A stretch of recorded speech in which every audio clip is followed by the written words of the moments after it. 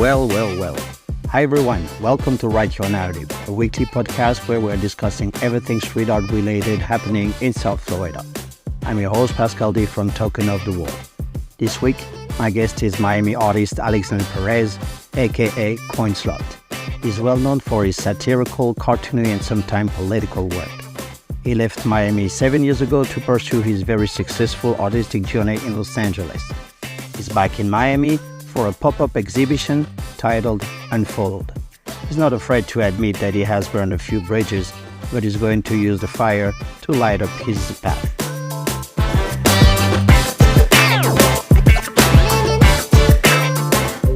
Well, hi everyone. We are with the Coinslot today. Coinslot is my guest, and we are in the Miami Design District, where he has a solo show entitled Unfollowed. Would you still follow him or unfollow him? That is the question by the end of the podcast or by the end of this exhibition, which is pretty spectacular. There's some really intense work. So Coinslot, should we go by Coinslot? Should we go by Alex? Now I think everybody knows your name, Alex. I could go by Coinslot, that's fine. Everybody I feel like at this point, I've forgotten my own real name because everybody just calls me Coinslot. So Coinslot, Lex, both of them are. Yeah, so welcome to the podcast. You have a really different road than a lot of people.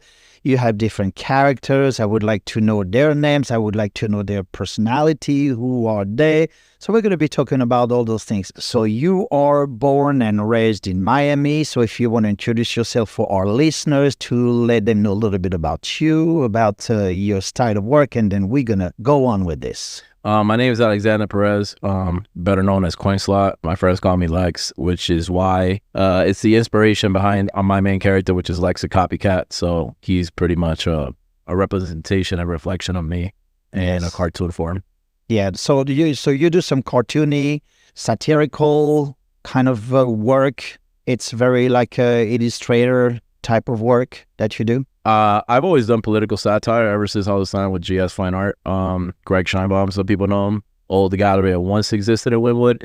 I was always into political satire, and then slowly but surely, I was always a big fan of cartoons, 90s nostalgia. I feel like this generation now lacks cartoons. I feel like they skipped that cartoon era because they were raised up with seeing influencers and YouTube videos, so they never got a chance to experience Saturday morning cartoons. I did, which really molded my my style and my artwork. So yeah, cartoon was always in my blood my whole life. So I slowly but surely in Los Angeles started translating my political satire, which was a bit aggressive for some people in the times, and kind of hit it with bright colors and funny characters, but the message is still there. So it's almost like I've mixed the political satire with my signature characters now. All right, so talking about different characters, who are they? So the main character is Lex, the copycat. Lex, a copycat, and he has multiple antagonists. We have Sergeant Bacon, which is one of the first ones that I started doing when I was young, which is a pig with an actual pig mask on a character. Yeah. We also have new characters now like Cornball. Cornball is really taking off. He's becoming really popular. There's like a term used in New York that, he's such a cornball when people say dumb stuff. So that's what we run off a lot. And there's just multiple characters that I've slowly but surely started to develop and introduce in my work. I have new characters, instead of Uncle Sam is Aunt Sammy with everything that's going up. And he's pretty much like the reflection of your current government right now in the U.S. So yeah, so slowly but surely, I've literally been creating a whole universe called Slotville. Slotville, yeah. All right. Which eventually are works that I'm trying to develop into creating a pilot to. I would like to take my artwork into television. Wow, that would be something quite interesting. Writing stories and everything, giving a life to those characters, that would be definitely. I think we're going to start off with a lot of people in this show that we gathered. The first thing was saying how the hell do you not have a cartoon, or how do you not have a comic book? And I think it's made it so much easier now, we could talk about the AI, how it's hurt artists or benefited artists. I think it's been an extra, a third hand for an artist, the way I see it. They were telling me bro, you could literally upload all these characters and it will literally create scenarios and it will help you develop because creating a comic book takes a long time.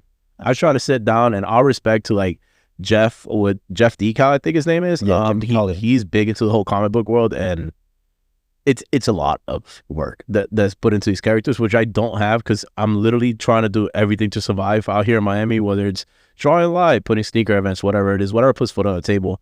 But they were all like, you need a comic book. Like, this is impressive. I can totally see your work into a comic book. Anyway, it's just every painting is almost like a whole story in itself. Yeah.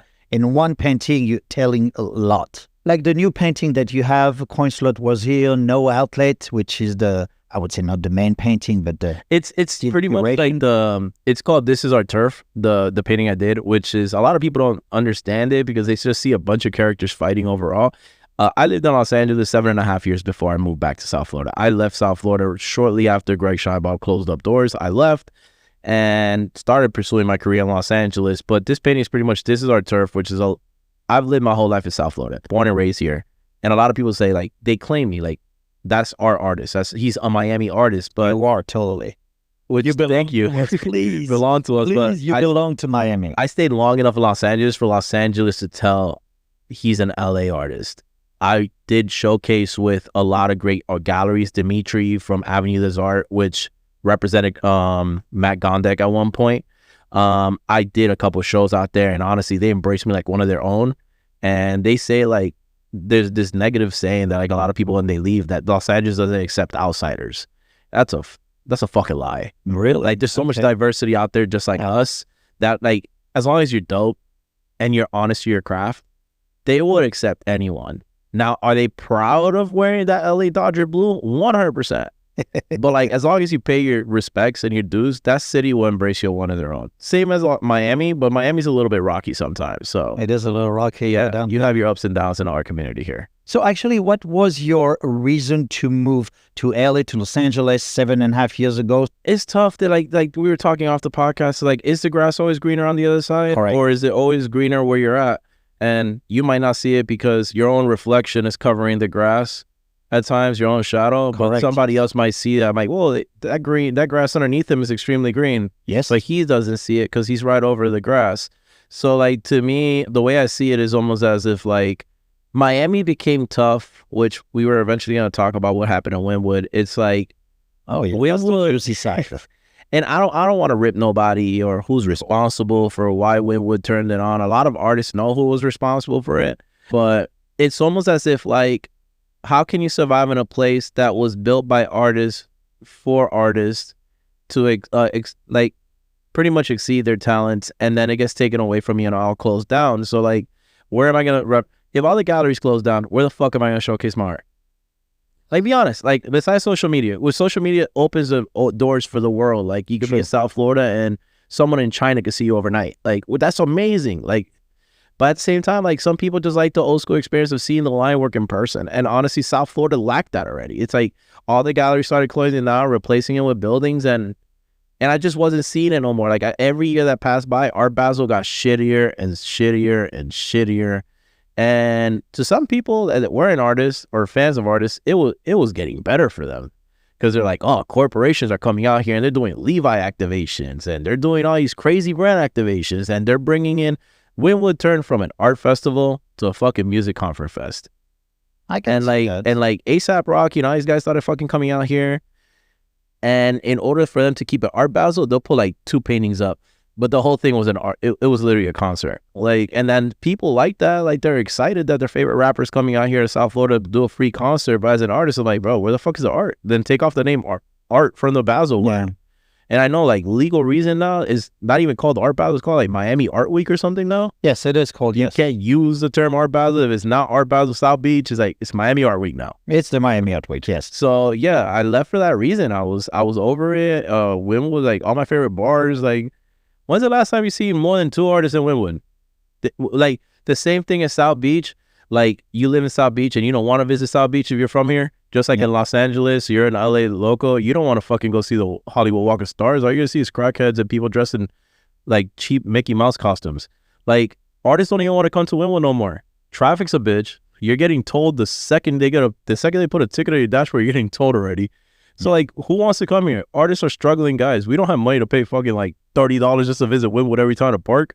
So like people don't want to come over here. Now they're like slowly, I've heard they're moving into like Little Haiti and stuff like that. Yes, yeah, well, people are moving around. There's a lot of things happening also in Broward. And luckily, throughout the years, there's some events like Ultra, and we recently had the Miami Grand Prix, and there was a lot of art happening in the Miami Grand Prix. Serge, who's going to be on the podcast hopefully very soon.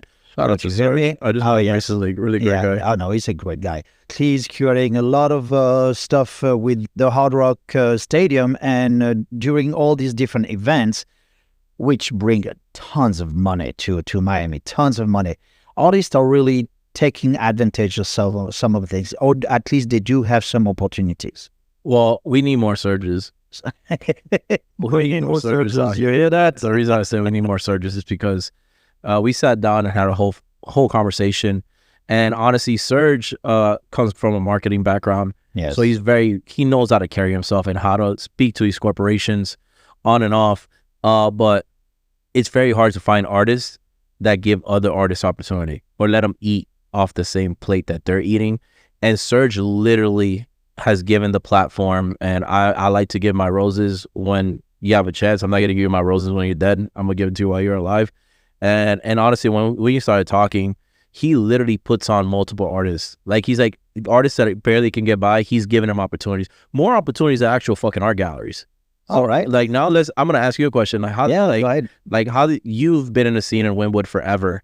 You saw Wynwood in its all, like, in his height. Well, at least the time he got here, in his height. Pretty much, yeah. Like, I saw it. I've been going to Wynwood since 2007. Yeah. So I saw Cause's first solo show in the House of Wynwood. I saw Takashi Murakami showcasing his first exhibition when it comes to Louis Vuitton in the Design District. The Design District only has 4 buildings. And it was like the giant ball plushies that he did. Impressive. Or like Graffiti Gone Global, which was a great exhibition I used to do with all these artists from overseas, women artists, in the Design District too. And where is now considered Midtown Mall, that one like Tower 1 or whatever. It was empty at the time. It was only one tower. Yeah. So you got to see the, like, where it was a warehouse to the rise of Wynwood with Butter Gallery, rest in peace Butter Gallery, one of the greatest galleries in my opinion in Wynwood, really emphasizing on street art, and other guys too obviously are unfortunately not around. And then you saw the closing of the galleries, prices going up, outsiders moving in. So how do you feel about how Wynwood is now compared to you meeting all these wonderful artists from all over the world, being able to talk to them on a one-on-one? Yes, I have. Which you can't do that now. Very, very lucky for that. You were lucky. These guys avoid coming down here now. They're like, well, some do, some don't. Some do, some don't. Yeah, well, those don't. It's because they're getting a fat check. So like, for the local guys, they don't want to deal with the guys that passionately care about Wynwood don't want to come over here unless they're getting a check, because they're dealing with fucking drama. There's a lot of other artists that come out here and like they'll do a beautiful fucking mural and it gets buffed out in 2 days. Like, as an artist, you're like, fuck that, I'm not going to Wynwood, because you got all these other people that come from out of town, Atlanta, whatever, to fuck shit up that weekend. Yes, unfortunately, it does happen. And it's always been a confrontation with the muralist and then the graffiti artist, quote unquote. Graffiti artists, yes. Especially when they come from out of town, yes. Every year, especially during Basel or right after Art Basel, we see some really amazing murals, very, very well done, totally getting torn or destroyed. This is some culture. This is a street culture that I cannot explain myself. I do not support this. Although I love street art, I love graffiti art. I absolutely admire graffiti, absolutely. By the way, have you ever done graffiti yourself? I did it when I was younger.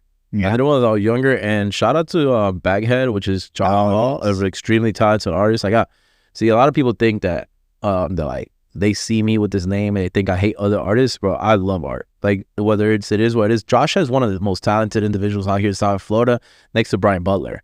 Those guys are fucking animals. And those are people, like, whether they're born here or not, it's like, man, like, these guys really put on for the city. Like, they really do. They're all over the place. But yeah, so I used to draw live in art battles that were inspired of secret walls in South Miami called Felt Tip at the time. And Baghead's one of the first ones that put a crank marker in my hand and said, like, yo, I want you to be able to draw live. And that's what, like, I guess that whole competitiveness came out of me. And I was doing before, which I retired the stencil on my leg. I would write Coinslot around and everything like that. And I did a character stencil with a pigeon on bag over his head, which is, I need to bring him back as one of my characters. All right. And I was drawing live, and one of these guys, like these cops, like literally came up to me and like, yo, stop, what the fuck you doing? They saw me drawing my character, and they're like, we already got face to get, like, we already put a face to the character now. Like, before they didn't know who I am, now they put face to character. And they're like, you better drop this shit, or we'll take you in right now, and you better retire this shit. And after that, honestly, it was just like the same thing. Like, I can't talk about graffiti culture like that, because like I hang up with all these guys, but like, Of course. it to me, it was like, oh, the respect, like, yo, respect is everything, the name, like, bro, like, respect is great, but respect doesn't pay the fucking bills. And I told myself, like, bro, I need to get into galleries. Like, that's what pays the money. And that's what I literally got out of high school, and I said, and I will bother certain people like Greg, and like, what can I do to get in here? What can I do to get in here? Bro, I'm not accepting local artists. I'm not accepting local artists. I want to focus on dead artists. That was his thing. He likes selling dead artists. Oh, yes. Like, everybody that wants to make money wants to sell dead artists. And then later, he saw me so much that he's like, all right, fuck it, bro. Stop being annoying. I'm already signing A-Hole. I was just going to mention him because, I mean, Greg Scheinbaum. He was just here yesterday. Oh, yeah. wow. Great guy. He bought 2 plushies. Oh, yeah. He's another cool He is guy. the definition of Miami. Oh, totally. A-Hole's Miami. Totally. And I'm glad we had a conversation, literally. We'll remain pirate, but I'm like, bro, why did he never leave? But that's his decision, whether he wanted to stay or leave. And I did that for a while, and I did the whole graffiti, but I told myself, man, I don't have it in me to climb. I'm fucking scared of heights, so Okay. I hate heights. So like, respect to like Abstract and all these guys that are, I'm not doing that shit, bro. I'm not like, They really do. they're animals. But yeah, nah, dude, I did it at one point, but that was that. Yeah. Yeah, yeah. But I think I want to touch more base on Wynwood, where it's become and what it could be. I really wish that we had more of Wynwood, because it's almost like the Wynwood Walls has become a museum of what Wynwood once used to be, that was free. It is a museum. And we all saw it coming little by little. Well, we saw it. I mean, this is the ugly word of gentrification that everybody throws around. And yes, We saw it coming. So I did see it coming. So we can't just blame certain people that are responsible for this. We got to blame ourselves too. Because if we saw it coming, we should have done something to act on it right there and then on the spot. Like, it was like someone like, it's like the saying goes, like, if you try to kill a frog and you set him in the fire, he's gonna jump off instantly. But if you put him in warm water and start boiling that water little by little, that frog falls asleep and dies in his own water. Like, he never jumps out. So it's almost like it was so slow. But we saw it coming. All the artists are like, fuck you, we're bombing every single building that you put upward. And I'm not encouraging violence or encouraging any legal. I'm not trying to get into legal action. But when those buildings started coming up, bro, the same way that they did in Los Angeles, that they destroyed that 40-something building with graffiti everywhere. That's now a piece of art. It's insane. Because that inspired us doing it here in Miami. Like, Miami did it first. Oh, you're right. You're right. You're Miami did it first. And then it was Los Angeles, because that building in Los Angeles was sitting abandoned for fucking ever with COVID. Yeah. And it was like one of the highs, and they took it over. But in other words, like, they destroyed it now. So now it's going to cost them more money to actually fix it. So now they're forced to fix it because they don't want the graffiti in town. So now that building that was just sitting there, now they're forced to work on it. So like the same thing, like if we would have done all this stuff, I don't think Wynwood would have evolved, like changed so drastically the way it did. If people would have stood up like, no, fuck this, we're not doing this. Oh man, it's just sad. It's sad like seeing what Wynwood once used to be. I really wish, I still believe that Wynwood has potential. Yes, it does. There's areas of Wynwood that are not touched yet, that like are still warehouses that could possibly be turned into garages. Like, I miss Art Walk nights, bro. You were there. Art Walks nights were beautiful, because a lot of people, like in the comments, I put a famous comment, they're like, oh, what the fuck you know about Wynwood? All you artists gentrified what Wynwood once used to be. Locals, black communities, like, and like, bro, like, in other words, they're saying like it was a rough neighborhood as is, but there was people getting by, like living in those houses that were demolished. So it's true. Yes. There was a second gentrification. There's 3 gentrifications that happened in Wynwood. All the locals that lived in those old houses that destroyed to turn into galleries, because that was the first gentrification. But it was still calm enough where people were coming in. And then they destroyed those galleries for gentrification round 2 to bring those fucking high rises and those, like, So there's multiple gentrifications that happen in Wynwood. So Well, that's what happened now. It's everywhere. Yeah, that's why we call it Wynwood 4.0. I read the other day in some. Oh, really? That's a good analysis. It's happening to a little Havana comment, too. yes. It's happening to a little Havana. But the same way I feel like Miami Beach has their Art Deco, yes, and is historically marked for that reason, it should be historically marked in Wynwood. This is the art district. Like, at least cut a break.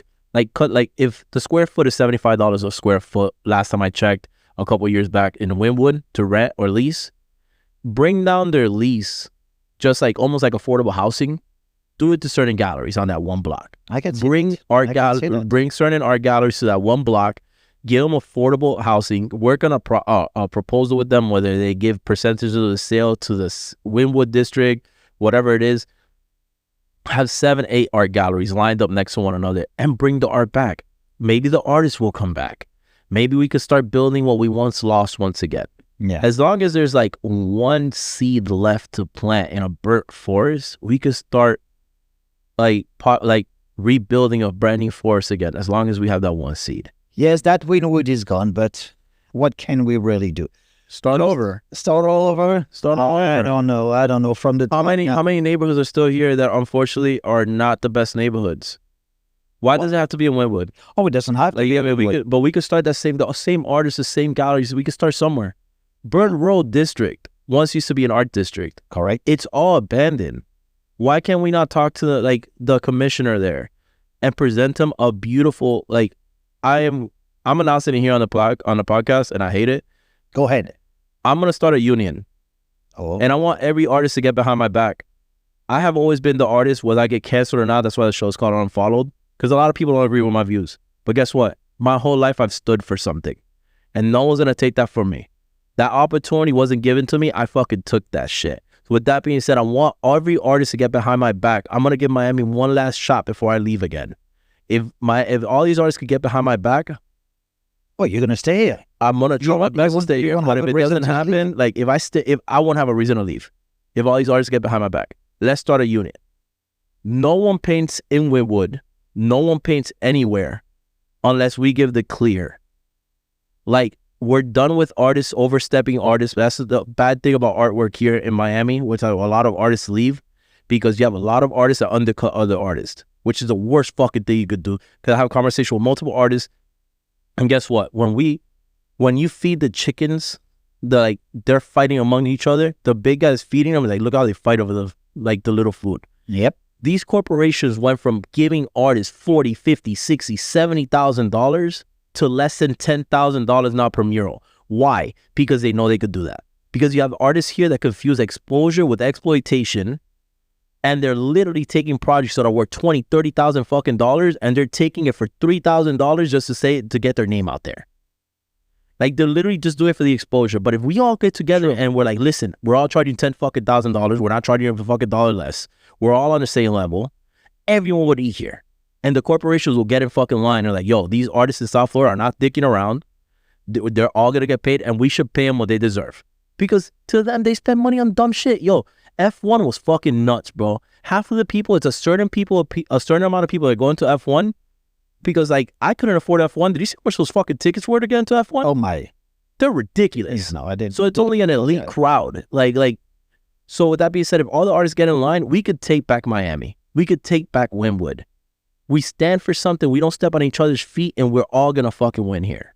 I love artists to death. Artists should show more love to one another, especially here in Miami, because it's sad that we have to leave to grow in other cities because we get more love in other cities than here. Because we're so busy fighting ourselves, dude. If we all come together, Miami will be... There's no reason why Miami shouldn't be the #1 city in the world besides being in real estate. Because now Miami is the highest real estate demand in the fucking United States. And like everyone, I heard that recently Coral Gables turned into it surpassed Beverly Hills when it comes to luxury market. Okay. So like, why? Because everyone from out of state is moving here. Everyone wants to be in Miami. Look at the weather. Right now it's super shiny outside. It's hot as fuck. But what type of weather you get here? Like, we're able to go to the beach, enjoy the clubs, enjoy good food, diversity, beautiful women. Miami's beautiful. It's time us artists come together and literally say, enough is enough. This is our city. Let's claim it back. It got taken away from us by certain developers and certain corporations, whatever it is. Miami's a beautiful city, and I'm sad to see people like I had to leave to grow, but guess what? I got my money and I brought it back home. Like now I'm able to enjoy the fruits of my labor with my parents. So yeah, artists, if you're hearing this, man, come together, man. We still have that one, the last stand, like that 300 fight where he's like, he's up there like, let's take on this fucking army, whether it's a suicide mission or not, but we're gonna go down with honor. Sparta. Like at the top of the lungs, like all these talented artists get together, man. Shit, we should all get together and throw a little bit of money of rent, and we can all showcase in our own galleries. We don't need other galleries. Like if they don't want to get on board, let's do it ourselves. All right. Shout out to Yo Miami and all these guys too. By the way, Yo Miami was here. Great. Oh yeah. Of course. Shout out to Win 317. They're doing their shit too. Like they're doing. Like all these guys are starting to hold the market as long as they can. We need more of those guys. We need more. Yeah, of course, more surges. Yuval, Daniel, Michelle. Yes, well, they're doing this stuff around there. Definitely, they hold down the community. We need more of those. They do. Whether it's in Winwood, whatever. Like, start over. We need more into the. All right. So now at this point, we only have two options: either we all rally behind you, or we just put you against the wall, and we're all gonna shoot at you. Hey, there will be people shooting at you. They will. I don't care at this point, but at that point, like I'll have my final words before I take that bullet. But I know I'll take that bullet knowing that I stood for something compared to all these. I feel like there's a saying, I don't want to butcher the saying. It's like a lot of men, almost all men die at 30. But like, cause they never lived after that. Like you might be, just because you grow up to be 90 doesn't mean you lived. You died at 30. You don't take no more chances. You're just a walking corpse. Like, I'd rather go down my whole life knowing that I was myself and that I spoke my mind in this cancel culture we live in than let everyone step all over me. And I know that I died in being me. Like, I don't want you to fall in love with a fake me. I want you to fall in love with the real me. Because a lot of people nowadays are literally just, they want to accept everything. They don't want to give their point of views because they're scared of getting canceled. Dude, you're going to get canceled no matter what. Like, you can have the greatest fucking party and someone's always gonna bitch. It's a win or lose no matter what. Jesus, for God's sake, so that's why I have it in the show. Jesus had 12 loyal followers. Yeah. This is like God, and they still talk shit about him at the time. So it's like it doesn't matter if you're perfect or not. You're still gonna take heat. So be yourself no matter what at all costs. So I guess you're gonna have to retire your legs, the copycat, because you don't no longer want to be a copycat. No, this is it. The copycat was like because it's expired from an ex-girlfriend though, because like we both like Felix the Cat a lot, and then later on we had a bad falling out with I had a bad falling out with her, and she accused me one day. She was like, "You're such a copycat," and I'm like, "Wait, what? Copycat? I put you onto this." And that's exactly when I realized, I'm like, no, his name is gonna be called Lex the Copycat. Yeah. And that's why I ran with it. So yeah, I guess we should change the name to Lex the Cat. He's no longer a copycat. He's no longer a copycat. Yes. So yeah, be yourself, believe in yourself. I truly love this city. I rep 305 to the fullest. And let's see what we could do, man. Take it back somehow. Like, I'm thankful. And by the way, I want to give a shout out to Up to Something Studios out there, the gentleman that's in here. Yeah. Because he got to space here, Neo, for 2 months. And every single day, not one day off, he has given our artists an opportunity to showcase in the space, whether it's creators, designers, whatever, every single one. So everyone come out, whether it's to my show, whether it's to support other artists, but just support one another. That's all I'm going to say. You left Winwood and then come back actually to Winwood. What was your motivation to come back? Oh man, that's come back to Miami pretty much. Come back to Miami. It's I think I came back. Honestly, I did very well in Los Angeles. My career blew up overnight in Los Angeles. I met the right people. Like, that whole domino effect is a real fucking thing. Like, it's a real thing. Like, and I'll say here, fuck it, listen, we got the 15 minutes. I'll say a lot of people don't know my story of why I even like started blowing up in Los Angeles. Like, I was over there one day and I worked with this a brand. I didn't work with it. There's this brand I really looked up to. I'm not gonna give them any credit.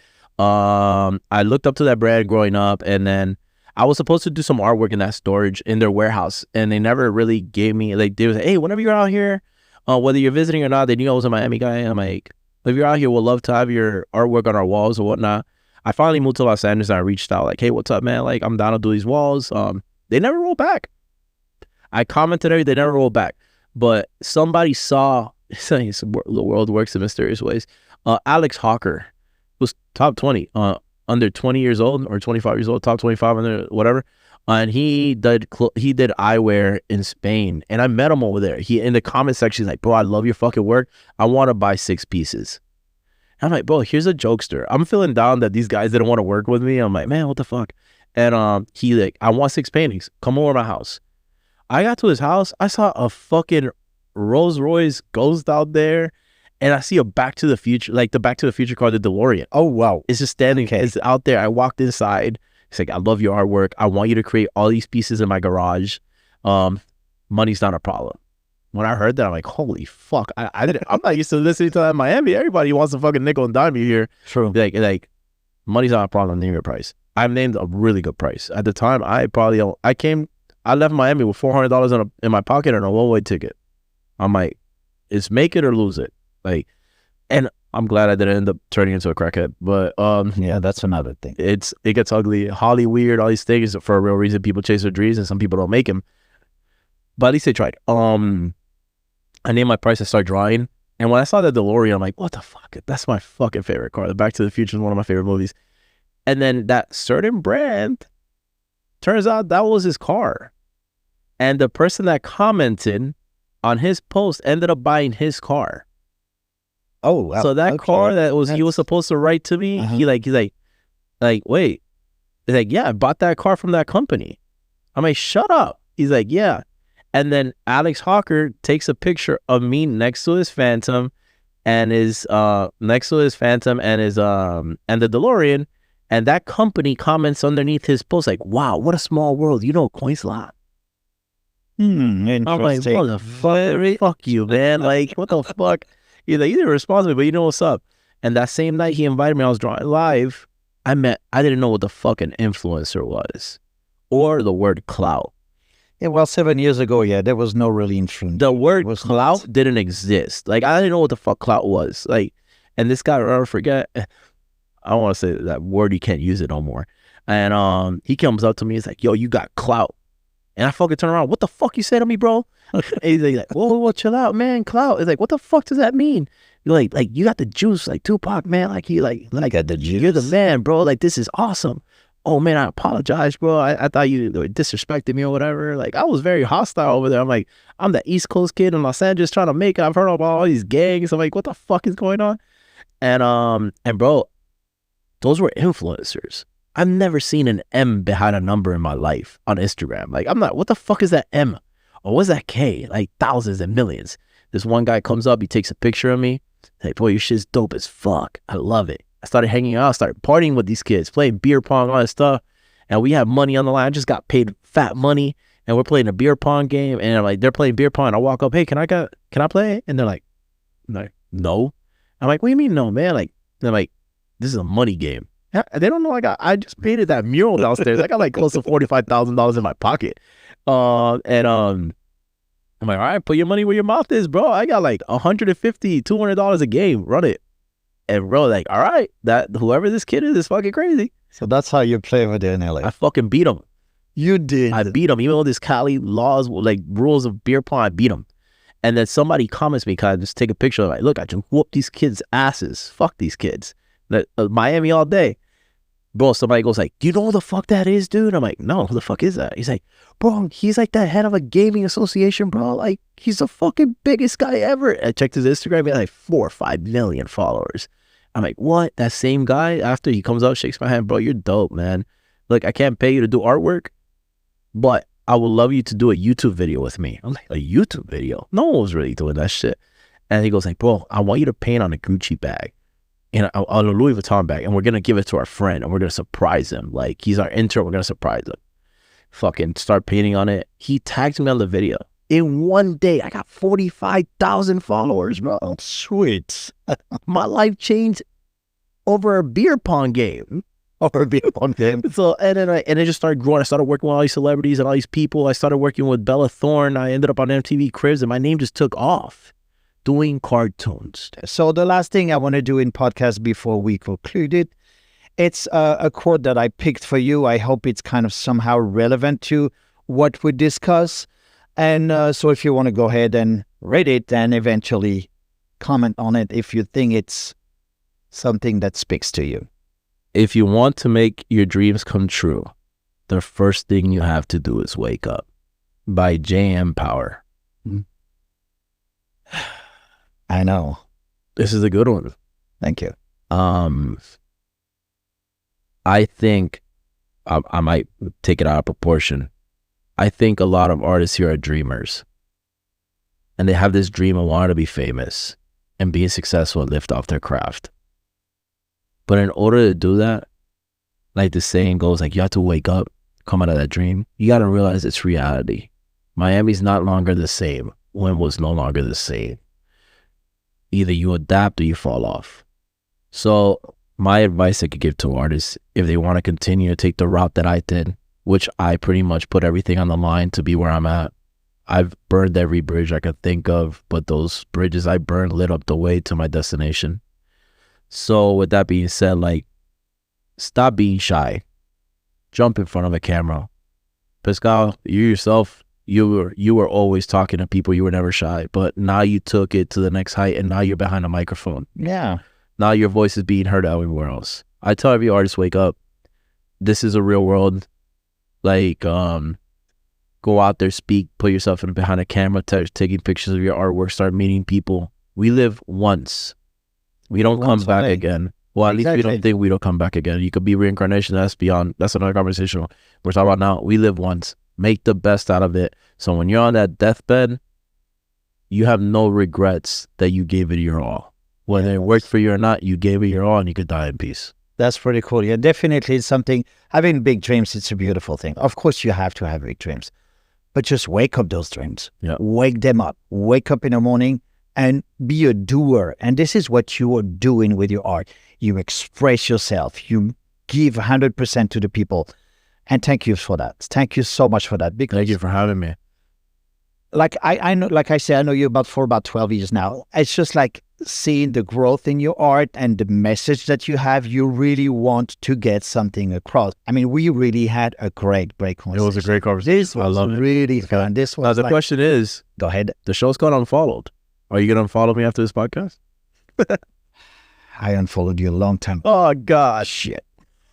Thank you, Pascal, for having me. Thank you so much again. All right, guys, we'll see you later. Thank you. Bye.